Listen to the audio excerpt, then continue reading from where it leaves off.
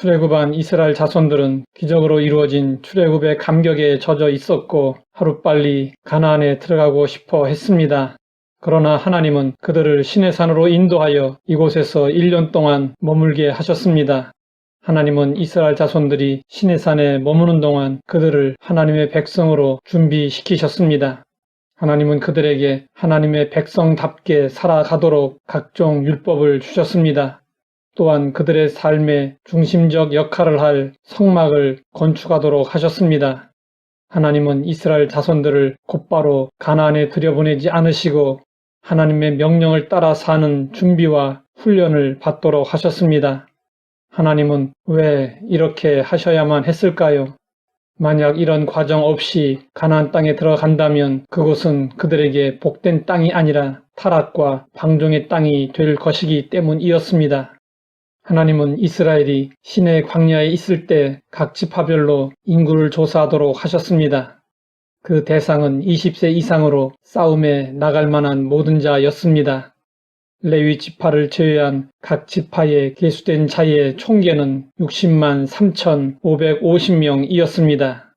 하나님은 이어서 이스라엘 자손들로 하여금 지파별로 지휘관을 세우고 진영의 군기를 만들어 행군하는 순서까지 알려주셨습니다. 모압 지졸의 이스라엘 자손이 이제 60만 대군으로 편성되었습니다. 하나님은 군대 조직화된 이스라엘 자손들을 명령으로 인도하셨고 이스라엘 자손들은 명령에 따라 광야를 행진하기도 하고 머물기도 했습니다. 성경은 이 모습을 이렇게 전하고 있습니다. 이스라엘 자손이 여호와의 명령을 따라 행진하였고 여호와의 명령을 따라 진을 쳤으며 구름이 성막 위에 머무는 동안에는 그들이 진영에 머물렀고 하나님은 이렇게 구름을 따라가는 일을 명령이라고 했습니다. 성막에서 떠오른 구름을 따라 즉 여호와의 명령을 따라 이스라엘 군대는 행진하기도 했고 멈추기도 했습니다. 이것은 아닌데 라는 생각이 들어도 그들은 오직 명령을 따랐습니다.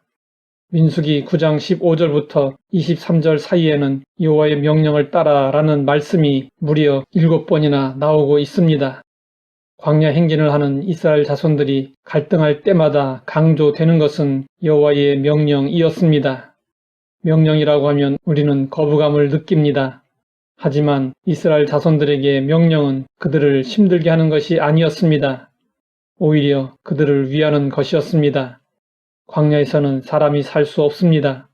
200만 명이나 되는 이스라엘 자손들이 광야에서 생존하는 방법은 오직 한 가지뿐이었고 선택의 여지가 없었습니다.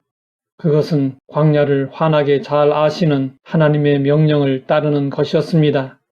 그래서 이스라엘 자손들에게 하나님의 명령은 생명줄과도 같았습니다. 우리도 광야와 같은 인생길을 가고 있습니다. 우리를 가장 잘 아시는 분도 하나님이시고 세상을 가장 잘 아시는 분도 하나님이십니다. 내일을 가장 잘 아시는 분도 하나님이시고 미래를 가장 잘 아시는 분도 하나님이십니다. 하지만 하나님은 우리에게 이 모든 것을 다 알려주실 수가 없습니다. 그저 우리에게 필요한 만큼만, 감당할 수 있는 만큼만 보여주십니다. 이것은 숫자를 배우기 시작하는 아이에게 미적분을 가르칠 수 없는 것과 같은 이치입니다. 정상적인 부모라면 아이의 수준에 맞춰 차근차근 가르쳐 줍니다. 하나님도 우리를 그렇게 인도해 주십니다. 이스라엘 자손들이 하나님을 믿고 의지하며 명령을 따라 살았듯이 우리도 오직 하나님의 말씀을 따라서 살아야 합니다. 지금 세상은 앞이 전혀 보이지 않는 오리무중 상태에 있습니다. 우리는 어디로 가야 할지 알 수 없는 어려운 상황에 처해 있습니다. 그러나 하나님은 모든 상황을 다 아시고 어디로 가야 하는지도 다 아십니다. 이정표 없는 광야와 같은 인생길을 안전하게 걸으며 영원한 하나님의 나라에 이르는 방법은 무엇일까요?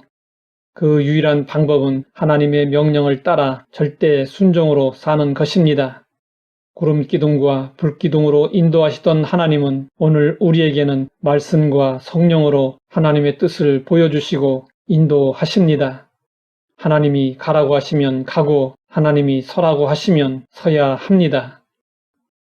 하나님 아버지, 광야와 같은 인생길을 안전하게 갈 수 있도록 인도하시니 감사합니다.